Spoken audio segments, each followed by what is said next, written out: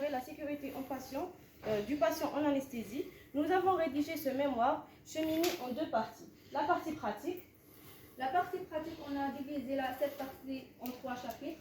Premier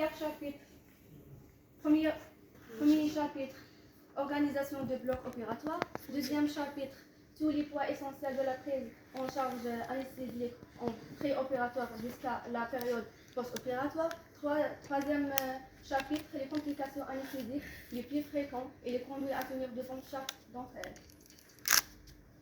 On va commencer par le premier chapitre, c'est l'organisation du bloc opératoire. Bien sûr, on a les règles d'hygiène qui contient le lavage des mains, la tenue complémentaire et le respect du circuit circulatoire et bien sûr pas de bijoux ni des montres. Le site d'anesthésie où on peut trouver les prises de gaz médicaux et de vide, le sol antistatique et le système antipollution. La salle opératoire qui contient l'aspirateur, la machine d'anesthésie, plateau d'intubation et les drones.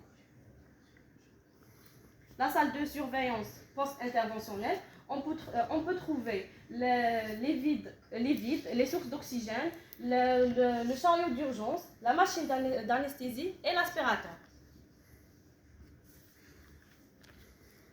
Et pour parler mieux et comprendre la prise en charge du patient et selon les recommandations, on peut avoir le checklist qui est devant vous.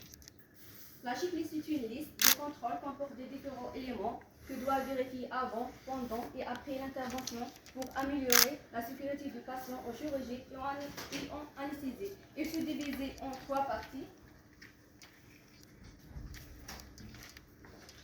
La première partie avant l'induction anesthésique.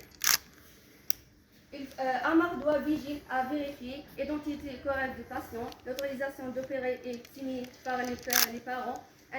L'intervention et le site opératoire sont confirmés. Vérifier les documents cliniques et paracliniques. Vérifier l'équipement et le matériel nécessaire et adapté au poids et la taille du patient. Connaissance des risques et l'intubation et hémorragie.